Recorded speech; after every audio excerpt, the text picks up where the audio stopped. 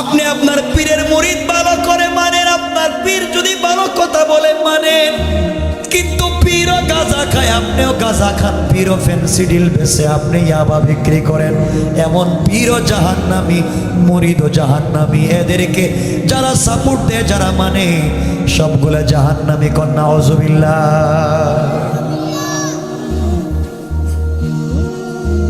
আমার বন্ধুগণ, একবার ফকির জিয়াউদ্দিন অসুস্থ হয়ে পড়লেন। দিল্লির সব থেকে বড় আলিম ফকির জিয়াউদ্দিন অসুস্থ হয়ে গেলেন। সবাই মনে করলো তিনি আর বাঁচবেন না।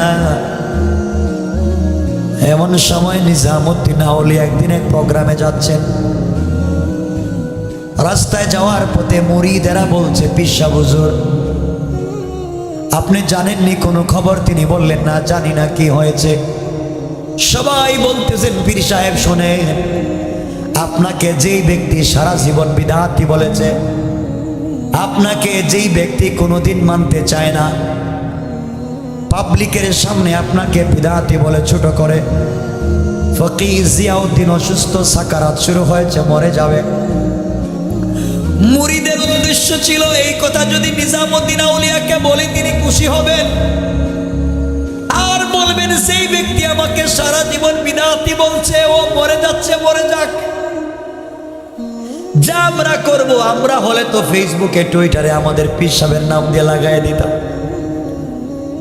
নিজামুদ্দিন আউলিয়া বলেন, সত্যি কি তুমি দেখে এসেছ? সত্যি কি তুমি জানো তিনি অসুস্থ? কয়, হ্যাঁ আমি জানি অসুস্থ। এমন সময় নিজামুদ্দিন আউলিয়া বললেন, আমার সবগুলা প্রোগ্রাম ক্যান্সেল, আমি আজকে কোনো প্রোগ্রামে যাব না,